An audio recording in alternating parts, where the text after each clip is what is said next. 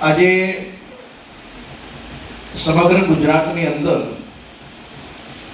લગભગ 40 થી 50 જનકલ્યાણ શિબિરો યોજાઈ છે। જનકલ્યાણ શિબિરનો મૂળ હેતુ કે જે લાભાર્થીઓને લાભ લેવાનો હોય, આદરણીય નરેન્દ્રભાઈ મોદી સાહેબના 12 વર્ષના સમયગાળામાં એવી અનેક યોજનાઓ છે જે યોજનાઓ છેવાડાના માણસને લાભ આપે, છેવાડાના માણસને એનો ઉપયોગ થાય અને ખાસ કરીને જે નાનો માણસ છે, જે આર્થિક સદ્ધર નથી, એવા પરિવારો એ યોજનાઓનો વિશેષ લાભ લે તે ભાવ સાથે જનકલ્યાણ શિબિરનું અહીં આયોજન કરવામાં આવેલું છે। 12 વર્ષ પૂરા થયા છે એટલા માટે નહીં, પરંતુ છેલ્લા અનેક વર્ષોથી સેવા સેતુના માધ્યમથી પણ યોજનાઓનો લાભ માંડલ ગામ હોય કે માંડલ તાલુકાના 37 ગામના એક વ્યક્તિને એનો લાભ મળે એના માટેનો સરકારી તંત્ર દ્વારા, સંગઠન દ્વારા, સરકારની ટીમ દ્વારા સતત પ્રયાસો થતા હોય છે। અત્યારે આપણે બે કામો જે છે સરકારના વિશેષ, એક છે આયુષ્યમાન કાર્ડ। આયુષ્યમાન કાર્ડ હજુ પણ જો આપણે કાર્યક્રમમાં વિતરણ કરવું પડે એટલે હજુ પણ જનતામાં એ બાબતનો અવેરનેસ, એ બાબતની જાગૃતિ નથી, એ દેખાઈ આવે છે। અમે વારંવાર કહીએ છીએ કે તમે આયુષ્યમાન કાર્ડ કઢાવો, ન કઢાવ્યું હોય તો તમે એની પ્રોસેસ કરાવો અને જે ગામમાં મોટી સંખ્યામાં આયુષ્યમાન કાર્ડ કઢાવવાના બાકી હશે એ ગામોની અંદર કેમ્પ કરીને પણ આયુષ્યમાન કાર્ડ નીકળે એવું આયોજન કરવું છે। અત્યારે એક યુવાનને આયુષ્યમાન કાર્ડ આપ્યું એટલે મેં કીધું ખરી ઉંમરે કઢાવી લીધું, તો કે ભવિષ્યમાં જરૂર પડે તો આયુષ્યમાન કાર્ડ કોણ કઢાવે? તો કે જેની ઉંમર હોય એ કઢાવે છે। ના, હવે સમય બદલાયો છે। 5 વર્ષ 10 વર્ષના બાળકનું પણ આયુષ્યમાન કાર્ડ હોવું જોઈએ। કોકની જોડે ઉછીના લેવા કરતા સરકાર તમને 10 લાખ રૂપિયા સુધીની મફતની આરોગ્ય સુવિધા આપતી હોય તો એ યોજનાનો લાભ લેવો જોઈએ। અને આજે જે 5-7 લાભાર્થીઓને આપણે યોજનાનો લાભ આપ્યો છે એમને શુભકામના પાઠવું છું। અને જે લોકોને હજુ યોજનાનો લાભ બાકી હોય તો માને ટીડીઓશ્રી અને મામલતદારશ્રીને કહું છું, અહીંયા આવેલા હોય ને એનો બાકી હોય એની પ્રોસેસ કરાવીને લોકોને તત્કાલ એનો લાભ મળવો જોઈએ। હજુ પણ આપણે ઘણા ગામોની અંદર વિધવા પેન્શન યોજના, વૃદ્ધ પેન્શન યોજના, એની અંદર પણ ઘણી બધી ક્યાંક ને ક્યાંક ગડબડી ચાલી રહી છે કે સારો ગરીબ સાચો લાભાર્થીઓ એ યોજનાનો લાભ નથી લઈ શકતો। ગઈકાલે વિરમગામ સેવા સદન ખાતે અનેક વૃદ્ધ પેન્શન યોજનાના કેવાયસી માટે બિચારી બહેનો બેઠી।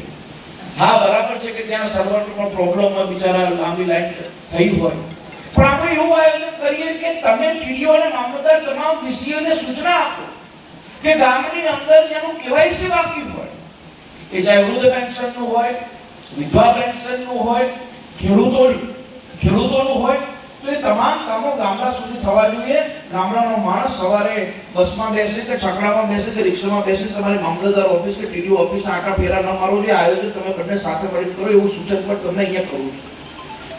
કેમ કે બિચારો આખો દિવસ ત્યાં લાઈનમાં બેઠો હોય, એ માણસને તકલીફ પડે, સવારે એનું કામ પતાવીને આવવાનું હોય, એની જગ્યાએ 3-4 કલાક નથી બેસવું પડે એવું આયોજન આપણે નથી કરવું। દેશના પ્રધાનમંત્રી આદરણીય નરેન્દ્રભાઈ મોદી સાહેબનો સતત એવો પ્રયાસ છે કે મારી યોજના જે છે કે મારી યોજના જનહિતૈષી છે, લોકો માટેની છે, તો લોકોને એનો સીધો લાભ મળવો જોઈએ। એ માણસ એ યોજના માટે ધક્કા ન ખાવો જોઈએ। આનું ફરનું એકવાર સૂચન કરી દઉં છું। સાથે જ યુવાનો આવ્યા છે, અહીંયા મારી બહેનો હશે જે અભ્યાસ કરતી હશે, તમને બધાને ખબર હશે કે નમોશ્રી યોજના સરકારે કરી છે, નમો સરસ્વતી યોજના સરકારે લાગુ કરી છે, જેની અંદર સરકાર એવું ઈચ્છે છે કે બાળકોને ભણવા માટે, દીકરીઓને ભણવા માટે વિશેષ લાભ મળે અને એના માટેની વિશેષ માહિતી હું માન્ય મામલતદારશ્રી, ટીડીઓશ્રીને કહીશ કે અહીંયાથી જે પણ દીકરીઓ આવી હોય, જે અભ્યાસ કરતી હોય, દીકરીઓને એનો વિશેષ લાભ મળવો જોઈએ। અહીંયા ચર્ચા કરવા જશું તો ખબર પડે છે કે 3 થી 4 સ્ટોલ હશે। આ જનકલ્યાણ શિબિર કરતા હોઈએ તો તાલુકાના જેટલા પણ વિભાગ લાગતા હોય, જેટલા પણ લાભો સરકાર દ્વારા યોજનાના હોય એ તમામના સ્ટોલ લાગવા જોઈએ, એનો પ્રચાર પ્રસાર પણ કરવો પડે તો લોકોને ખબર પડે કે આ કાર્યક્રમ અહીંયા છે, એનો લોકો લાભ લઈ શકે। ખાલી કરવા પૂરતો કાર્યક્રમ ન કરવો જોઈએ। અહીંયા કોઈ આવ્યું હોય ને એવું કે મારે મુખ્યમંત્રી લક્ષ્મી યોજનાનો લાભ લેવો છે, એની પ્રોસેસ સમજાવો, આપણી જોડે માહિતી આપવા માટે માણસ તો હોવો જોઈએ કે ના હોવો જોઈએ? એ આયોજન જો આપણે બધા સાથે મળીને કરો, હું ટકોર નથી કરતો, હું તમને એવું નથી કહેતો નથી તમે કર્યું, પણ આપણે આ કરવું જોઈએ. આખા ગુજરાતની અંદર જન કલ્યાણ શિબિરના કાર્યક્રમો થતા હોય, અનેક લોકો એનો લાભ લેવા માંગતા હોય, તો આપણે એને લાભ આપવો જોઈએ. અને એ આયોજન આપણે બધા સાથે મળીને કરીએ. હું અહીંયા ચૂંટાયેલા પ્રતિનિધિઓને પણ ધ્યાન દોરું છું કે આપણા ગામની અંદર આપણે બેસીએ. અમે એક નવું આયોજન કરવા જઈ રહ્યા છીએ આવનારા દિવસમાં. જન કલ્યાણ શિબિર છે એટલે તમારે ધ્યાન મૂકવું છું. આવતા મહિનાથી દરેક તાલુકાના મોટા ગામની અંદર પ્રાંતથી માંડીને મામલતદારથી માંડીને જીબી, નર્મદા, ટીડીઓ, જેટલા પણ અધિકારી હશે મોટા મોટા ગામોની અંદર આપણે જવાના છીએ અને ગામની અંદર નાના મોટા પ્રશ્નોનું નિરાકરણ આવે એ દિશામાં પણ આપણે આવનારા દિવસમાં કાર્યક્રમ કરવાના છીએ.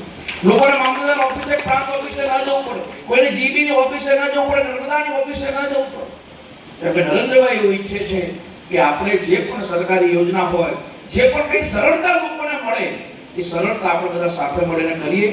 છેલ્લે તો ચૂંટાયેલા સદસ્યો હોય, અહીંયા બેઠેલો આગેવાનો, એનો ધ્યેય શું છે? લોકોને આપણે મદદરૂપ થઈએ.